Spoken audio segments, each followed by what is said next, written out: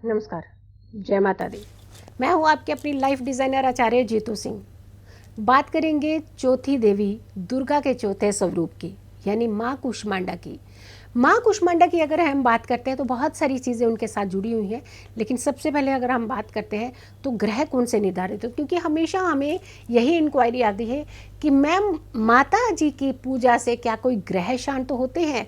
बिल्कुल, हम पूरी जानकारी इसीलिए दे रहे हैं क्योंकि ये ऐसा मौका होता है जहां आप अपने ग्रहों को भी शांत कर सकते हैं, अपने चक्रास को आप जागृत कर सकते हैं, और ख़ास करके किस विधि विधान से पूजा करनी है इससे आप फ़ायदा उठा सकते हैं, और किस मंत्र से आप अपने लिए एक खास सामग्री तैयार कर सकते हैं।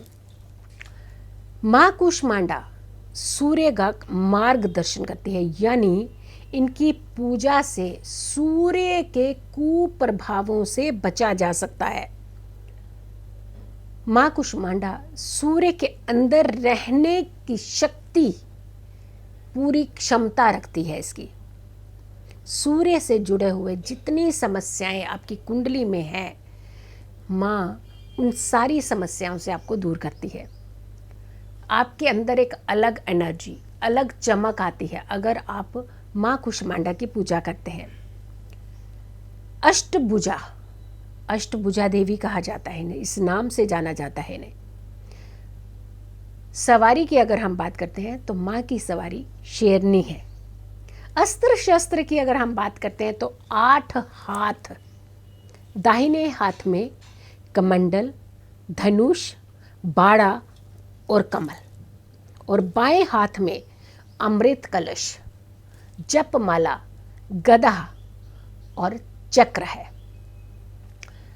इतने सारे अस्त्र शस्त्र ये कहीं ना कहीं इंडिकेट देते हैं कि माँ आपके जीवन में कभी कष्ट नहीं आने देंगी।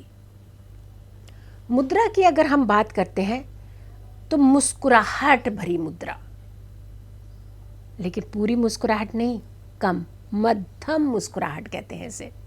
इनकी पूजा से आध्यात्मिक शांति होती है, यानी अध्यात्म से जुड़े हुए जितने लोग हैं तो इन्हें इनकी पूजा ज़रूर करनी चाहिए।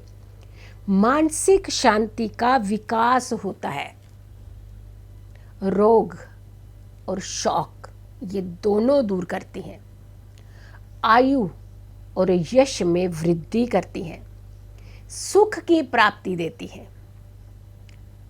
और इनके साधक अगर पूजा करते हैं, इनके पूजा बहुत विधि विधान से करते हैं, तो अनाहत चक्र आपका जागृत होता है, व्यवस्थित होता है।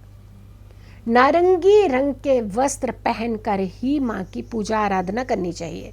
और कहा जाता है कि खोए से बनी हुई खीर और मालपुए माँ को बहुत पसंद हैं। माँ के मंत्र आपको बहुत कुछ दे सकते हैं, लेकिन इस मंत्र का जाप आपने कब करना है ये ज़रूरी है। सबसे पहले मंत्र को जान ले। या देवी सर्वभूतेषु माँ कूष्मांडा रूपेण संस्थिता, नमस्तस्यै नमस्तस्यै नमस्तस्यै नमो नमः। इस मंत्र का जाप करने से पहले सबसे पहले आपने माँ दुर्गा के 32 नामों का जाप करना है। आपने जो आसन लेना है वो पीले रंग का आसन लेना है। पीले रंग के आसन पर बैठ करके और अपने सामने एक थाली में, एक बर्तन में, जो बर्तन मिट्टी का होना चाहिए, ना कि स्टील का, धातु का, किसी धातु का नहीं होना चाहिए, सिर्फ मिट्टी का बना हुआ बर्तन होना चाहिए। उसमें आपने 8 बताशे रख लेने हैं। पीले रंग के आपने आसन पर बैठ करके इसकी 3 माला जाप करनी है इस मंत्र की।